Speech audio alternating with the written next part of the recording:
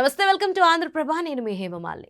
తిరుమల శ్రీవారి ప్రసాదం లడ్డూలో కల్తీపై ఆంధ్రప్రదేశ్ ముఖ్యమంత్రి చంద్రబాబు సీరియస్గా స్పందించారు. కోట్లాది మంది శ్రీవారి భక్తుల మనోభావాలకు సంబంధించిన ఈ అంశం చాలా సున్నితత్వమైందని చెబుతూ తప్పు చేసిన వారిని ఎట్టి పరిస్థితుల్లోనూ వదిలిపెట్టబోమని తేల్చి చెప్పారు.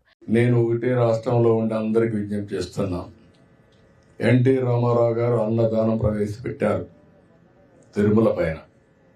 దాన్ని కూడా నాసిరకం భోజనం పెట్టే పరిస్థితికి వచ్చారు ఇటీవల కాలంలో. దానిపైన కూడా అనేక కంప్లైంట్లు, కడాన ప్రసాదంపై కూడా కంప్లైంట్లు వచ్చే పరిస్థితికి వచ్చింది.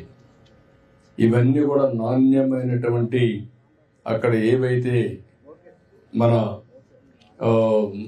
దానికి కావాల్సినటువంటి ముడి సరుకులన్నీ కూడా నాసిరకం వాడడం, అది కాకుండా పవిత్రమైన దేవాలయాల్లో కూడా అపవిత్రమైన ముడి సరుకులు వాడడం, ఇలాంటివన్నీ చేసి కంపు చేశారు.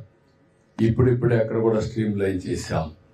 ఒక దూరదృష్టి మీరు ఆలోచిస్తే ఎన్టీ రామారావు గారు ఆ రోజు ప్రారంభించిన అన్నదానం ఈరోజు కార్పసే మొత్తాన్ని జరిపే పరిస్థితి వస్తుంది. డే బై డే ప్రజలు ఇంకా కాంట్రిబ్యూట్ చేస్తున్నారు. వారు చరిత్రహీనులుగా మిగిలిపోయేలా శిక్షిస్తామని స్పష్టం చేశారు.